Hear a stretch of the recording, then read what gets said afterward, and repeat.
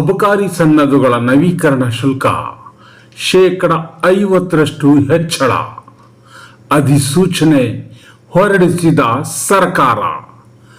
ಪರಿಷ್ಕೃತ ಶುಲ್ಕ ಜುಲೈ 1ರಿಂದ ಅನ್ವಯ. ಅಬಕಾರಿ ಸನ್ನದುಗಳ ನವೀಕರಣ ಶುಲ್ಕವನ್ನು 50% ಹೆಚ್ಚಿಸಿ ರಾಜ್ಯ ಸರ್ಕಾರ ಅಧಿಸೂಚನೆ ಹೊರಡಿಸಿದೆ. ಪರಿಷ್ಕೃತ ಶುಲ್ಕ ಜುಲೈ 1ರಿಂದ ಅನ್ವಯವಾಗಲಿದೆ. ನವೀಕರಣ ಶುಲ್ಕವನ್ನು 100% ಹೆಚ್ಚಿಸಲು ರಾಜ್ಯ ಸರ್ಕಾರ ಈ ಹಿಂದೆ ಉದ್ದೇಶಿಸಿತ್ತು.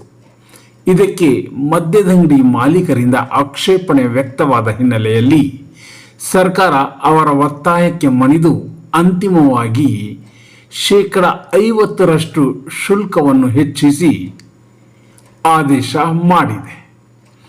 ಇದಲ್ಲದೆ ಹಾಲಿ ಇದ್ದ ಅಬಕಾರಿ ಸನ್ನದುಗಳ ವಾರ್ಷಿಕ ನವೀಕರಣ ಅವಧಿಯನ್ನು 5 ವರ್ಷಕ್ಕೆ ಹೆಚ್ಚಿಸಿ ಮತ್ತೊಂದು ಆದೇಶವನ್ನು ಸರ್ಕಾರ ಹೊರಡಿಸಿದೆ.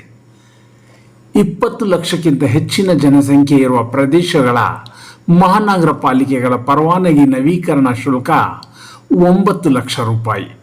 ಇತರೆ ಮಹಾನಗರ ಪಾಲಿಕೆಗಳ ಪ್ರದೇಶದಲ್ಲಿ 7.5 ಲಕ್ಷ, ನಗರಸಭೆ ಪ್ರದೇಶಗಳಲ್ಲಿ 6.25 ಲಕ್ಷ, ಪಟ್ಟಣ ಪಂಚಾಯಿತಿ ಮತ್ತು ಪುರಸಭೆ ವ್ಯಾಪ್ತಿಗಳಲ್ಲಿ 6 ಲಕ್ಷ ರೂಪಾಯಿಗಳಿಗೆ ಶುಲ್ಕ ಹೆಚ್ಚಿಸಲಾಗಿದೆ.